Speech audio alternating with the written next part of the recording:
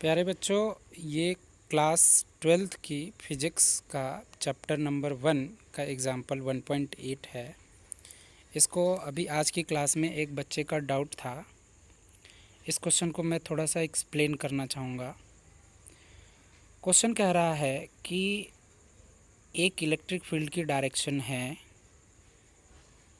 और 1.5 सेंटीमीटर से उसी यूनिफॉर्म फील्ड में, जिसका मैग्नीट्यूड 2 इंटू 10⁴ न्यूटन पर कूलम गिवन है, एक इलेक्ट्रॉन को फॉल कराया जा रहा है और फिर डायरेक्शन को रिवर्स कर दिया जा रहा है इलेक्ट्रिक फील्ड की, जो सेकंड फिगर में गिवन है, और फिर एक प्रोटॉन को फॉल कराया जा रहा है। तो हमें इन दोनों केसेस में time of fall find out करना है और फिर हमें इस सिचुएशन को कंपेयर करना है with free fall under gravity. तो सबसे पहले हम बात करेंगे इस क्वेश्चन में कि इसका मोटिव क्या है, क्या फाइंड आउट करना है। तो हमें फाइंड आउट करना है, जो हमें फिगर ए गिवन है,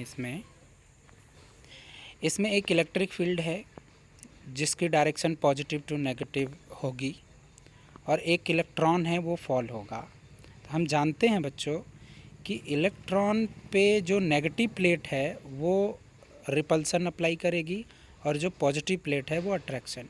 इसका मतलब दोनों केस में डायरेक्शन जो फोर्स का होगा वो डाउनवर्ड डायरेक्शन होगा और इलेक्ट्रॉन ऊपर वाली प्लेट से नीचे वाली प्लेट की तरफ आ जाएगा।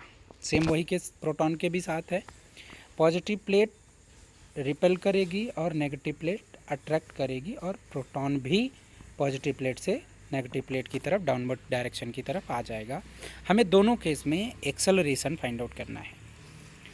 सबसे पहले एक्सेलरेशन फाइंड आउट कर लेंगे एंड देन हम जो लॉ ऑफ मोशन है उसमें एक इक्वेशन है h=ut + ½ at², उसको पुट करके हम time of fall find out कर सकते हैं। जैसे पहले केस में AE = small e capital E divided by ME given है। ये कैसे आया? तो हम जानते हैं बच्चों कि F = मास इंटू एक्सेलरेशन होता है और इलेक्ट्रोस्टैटिक्स में हमने पढ़ा है F = Q इंटू E। दोनों केस में फोर्स को हम इक्वेट कर देंगे और मास ऑफ एक्सेलरेशन को इधर डिवाइड कर देंगे, देन हमें एक्सेलरेशन मिल जाएगा AE = small e capital E divided by ME। Acceleration for electron मिल गया अंडर इलेक्ट्रिक फील्ड। देन हम उसको पुट कर देंगे h = ut + ½ at²।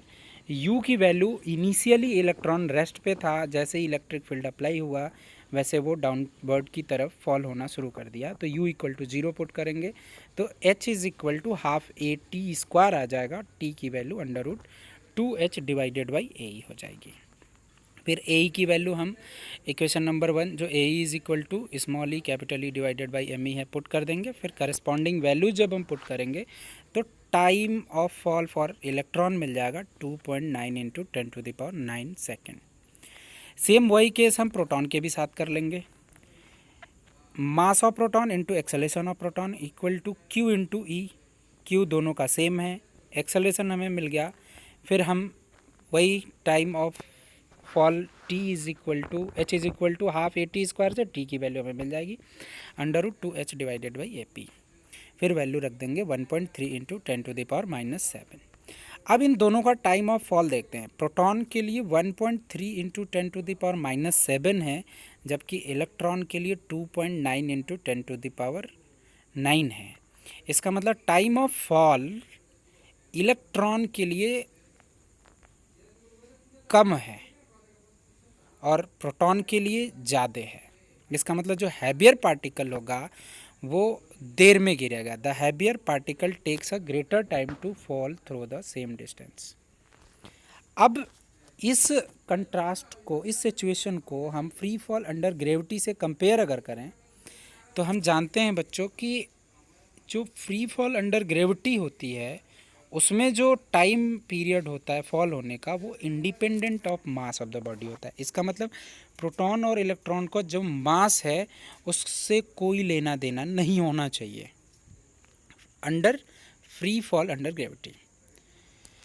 अगर हम इसको कैलकुलेट करें तो फ्री फॉल अंडर ग्रेविटी में जो एक्सेलरेशन आ रहा है, आना चाहिए, वो 9.8 मीटर पर सेकेंड स्क्वायर आना चाहिए, जो सब लोग जानते हैं।